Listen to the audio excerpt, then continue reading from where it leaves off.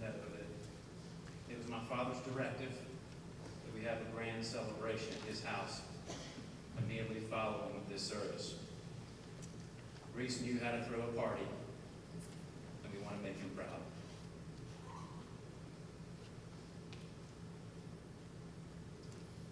Please come join us.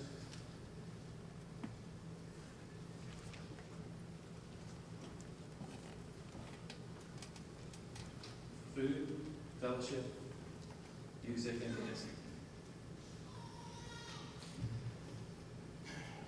What a privilege to be here to speak about our Father. When people think about Reese, they always smile and shake their head as they remember something he said or did that was unlike what anyone else in the world would have done. He just didn't follow anybody's rules. His public life certainly has been covered by media over the years.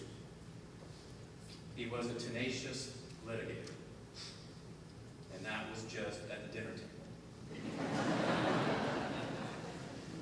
Most people will recall their first encounter with Reese in the courtroom. I, too, recall one of my first encounters with his legal mind. Mark and I were young and went down to Hopkall Yacht Club with a bottle of scotch we had taken from his cabinet. Why in the world we chose scotch, I don't know. We might as well have chosen gasoline. Reese caught up with us and began the cross-examination, and there was no stopping that train. He wanted to know how we came into possession of the bottle. We told him we had found it on a boat that was docked. He then drew a picture of a boat on 2 sheets of paper and sent us to separate rooms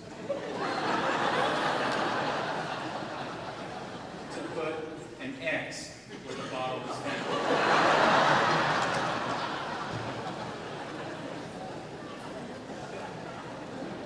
You can imagine that the 2 X's were not even close. Many people have asked me why I did not go into law. With all due respect to the legal professionals here today, I jokingly tell them that I didn't need to go into law because I learned it all at home. He was an energetic, generous counselor and teacher of law and life to many. He was blind to fortune, creed, and color, but not to need or opportunity. Mark, Celeste, and I discovered early in life that he was also blind to age. Countless Saturday mornings we would wake up to him knocking on our bedroom doors and saying, "Feet on the floor, what are you going to do for your family today?" If we didn't have a good answer, we found ourselves picking weeds in his office for the day, or in Celeste's case, answering the telephones. But we also learned, as did many of you, that you could call him anytime, that leaders in this world do not have office hours. He was available all the time, and he was a man of his word. If he told you something would get done, you knew it would. I often heard him say that he did not need a handshake to make a promise. A promise is made with your word. Now make no mistake, he rarely gave help without giving advice and requiring your active participation. He wanted you not to be a spectator, but to be an active participant in his helping you. If you were willing to listen, he was willing to help. He knew that if you give a man a fish, he will eat for a day. But if you teach him to fish, he will eat for a lifetime. And he taught many people to fish, survive, even those opposite him in the courtroom. A couple of days ago, we pulled a few comments that had been posted on the internet by some local police officers. Quote, "Mr. Joye made me look like a complete idiot in one of my cases. Hammered me to the wall. After all was said and done, he came up to me and educated me. He told me what I did wrong and how to learn and do better." Quote, "He was definitely a formidable adversary. Several times early in my career, he would rip my case to shreds in a hearing, only to catch me outside afterwards to tell me what I needed to know to counter his arguments. He made my cases better just by knowing that I might have to face him in trial. To be sure, Reese had no trouble telling you how things should be done, and that his way was always the right way. And God help you if you ever told him that the reason you were doing something a particular way was because that was the way everybody else did it. When you talk about doing things Reese's way, he could have taught Frank Sinatra a thing or two. There's your way, he would say, then there's the right way. The funny thing is, he usually was right. And he wasn't afraid to call things as he saw them. If you needed a kick in the rear, he'd be the first in line. But many would agree that he never told you anything you didn't need to hear.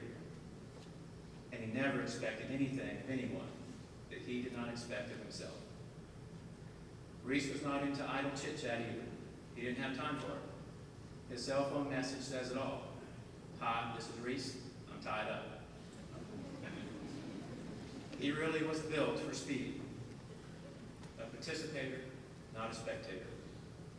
You know, I had one picture I pulled out of him sitting on the beach with us at Pawleys Island a few years back. But that photo did not make the cut for the slideshow last night because that just wasn't Reese. And you can't have a discussion on Reese Joye without talking about skiing, one of his true loves. What started out as a family Christmas trip to Big Sky, Montana, evolved into a thing of its own. He found great peace in the Colorado Mountains, but that wasn't all.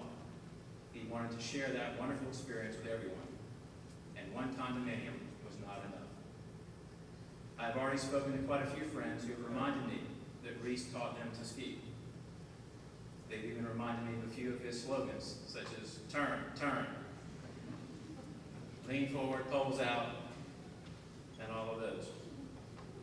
For certain, he took charge out there as well. He orchestrated a team effort, assigning tasks to everyone. You might be cutting vegetables one night and scrubbing toilets the next. He ran a tight ship, but everyone pulled their weight and listened to the boss. If you didn't, you were not asked back. I don't think I'll ever ski again without picturing him skiing on one leg, or backwards, or going over the skier's checklist every morning before leaving for the slopes. You all know it.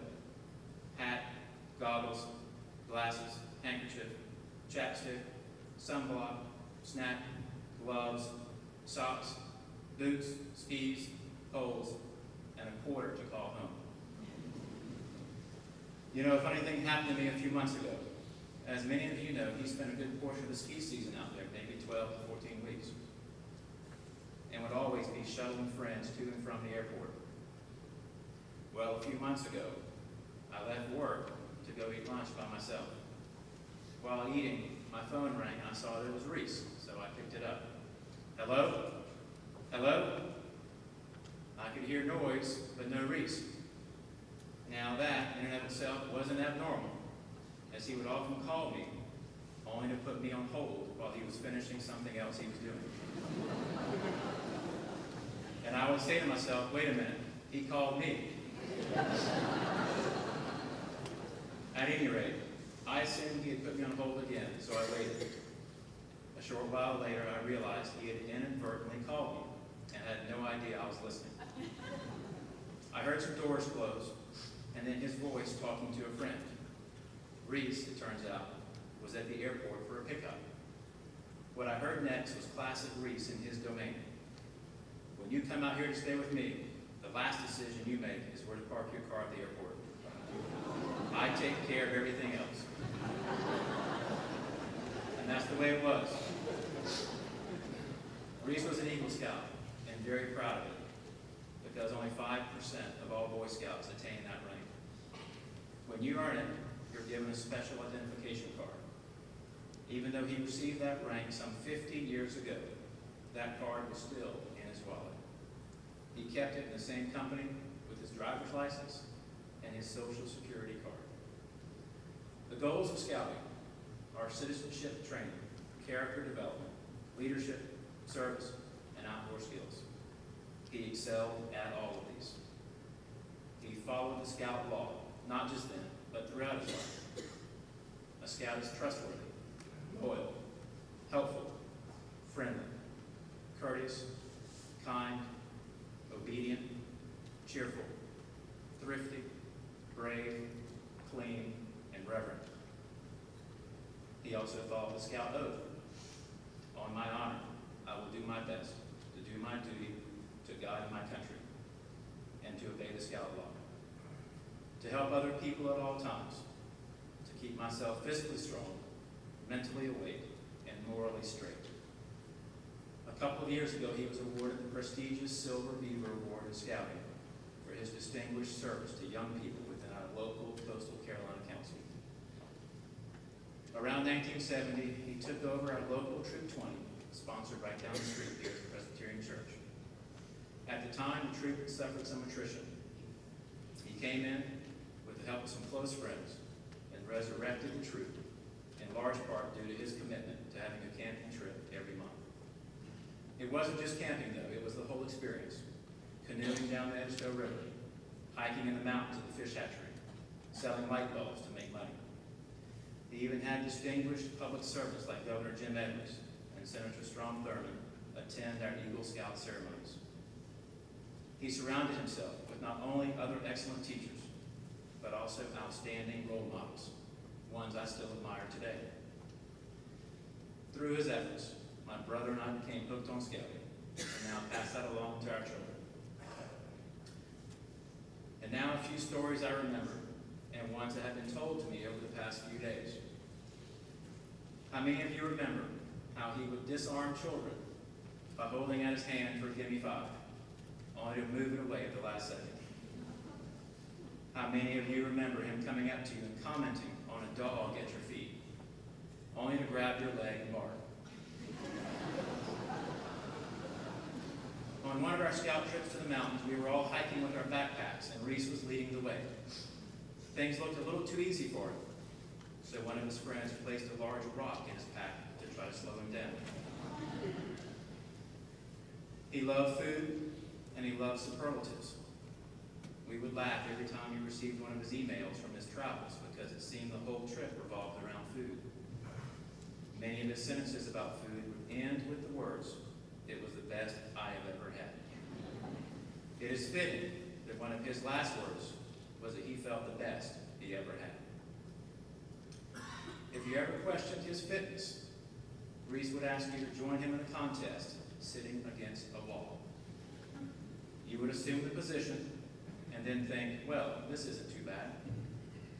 Then he would look over at you and push your rear down lower so that your thighs were 90 degrees to the wall. And that's when you felt the burn. And when you stood up, he would stay down against that wall long enough to prove his point, and then a few more seconds for good measure. He went to the Oak restaurant a while ago and spoke to the owner, Brett, who recommended Reese try his legendary fried chicken. He did, and then told Brett that Jackie's fried chicken was better.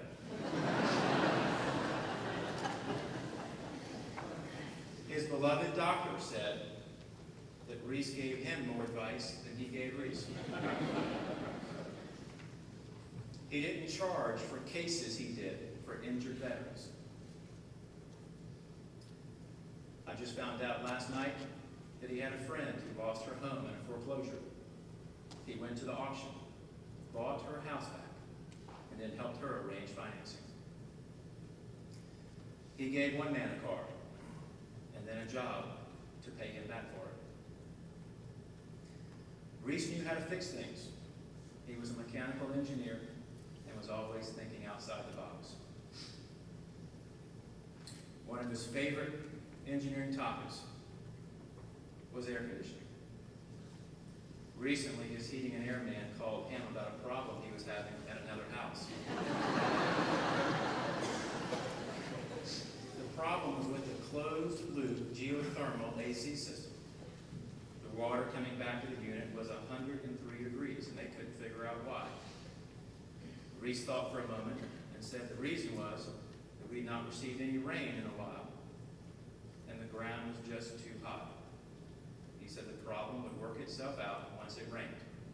Sure enough, it did. One of the main reasons I mention these stories is that many of you have asked if there's anything you can do for us at this time. Well, I have your answer. Reese was fascinated with genealogy. He spent a lot of time trying to preserve our family history.